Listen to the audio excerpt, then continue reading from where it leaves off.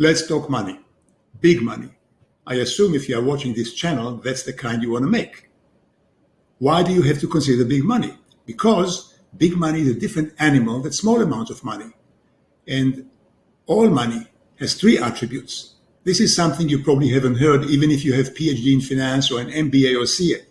The three attributes are ownership, benefit, and control. Ownership is the person or the entity that owns the money. Control is the ability to sign for the money. Benefit is the ability to benefit from it. In a small amount of money, let's say $1,000 in cash or in checking account, all the three attributes are unified in one person. Let's say you. You own the cash or the checking account. You have the authority to sign for it or just spend the money in your wallet, and you can buy anything you want for yourself so long as it's legal. In small amount of money, all the three attributes are unified.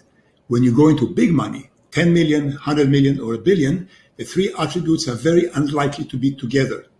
They are separate. The beneficiary can be one person, the controller can be another, and the owner can be yet a third. For example, the ownership can be in a trust, which is a legal vehicle without owners, just like a human being. The trust can own cash, securities, real estate, gold, whatever. The trust owns it. The controller is the one who can sign for it. The trustee can be you yourself plus your lawyer, or a lawyer in Vaduz or Liechtenstein. The beneficiaries can be your sons, daughters, your mother in a nursing home, or your favorite charity.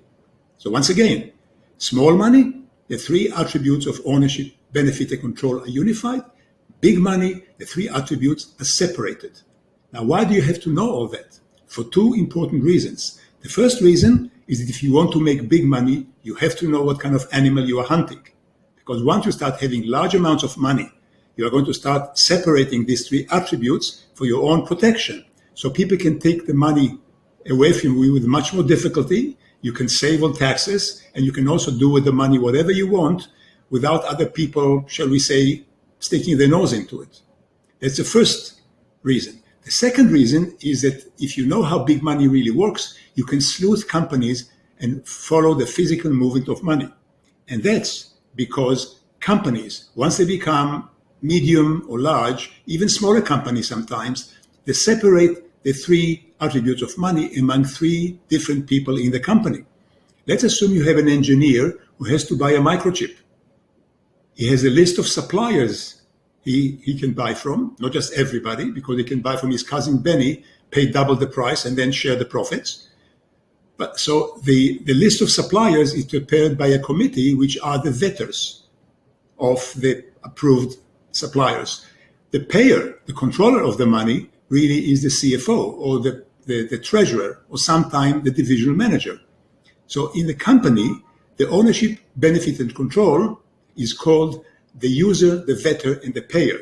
Therefore, if you know how big money really lives and breathes, you also know how it lives and breathes inside a company. And once you know that, you can start sleuthing the physical movement of money.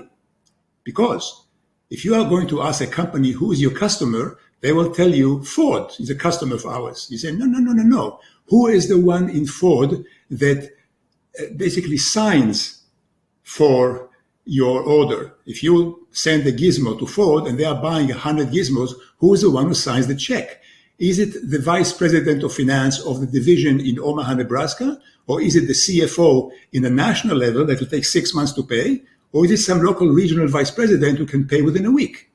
It makes a difference to how fast you make the money. Who is the one who chooses us as suppliers? Is it some committee out in a small division that can basically decide fast? Or is it a corporate division that will take, again, 1 year to make up their mind? And who is the one that really chooses you? Is it a local engineer? Or is it the entire engineering division of the company? What I'm saying is that if you want to know how the flow of money happens in a company, you have to follow the people individually. It is not just in general. It's always specific. And if you talk to salespeople in the company, they would know who these people are. So again, if you talk about a company that sells widgets, you have to know who are they selling the widget to, and the buyer will have these three levels of ownership, benefit, and control by having its own user, vetter, and payer. And inside your company, when you are buying things as suppliers, the same things. So when you are sleuthing a company, you want to know how they are buying supplies. So you have to know how the decision is being made inside the company. And when they are selling the product of using the supplies together to a customer, you have to know how this works at the customer level. So you have to know 3 levels of people in the customer, 3 levels of people in the producer. Now, in some cases, some of these functions are unified. For example, if the engineer is very trusted, he can have authority up to, let's say, $10,000 to buy microchips. If he does that, once every 6 months, he or she is audited.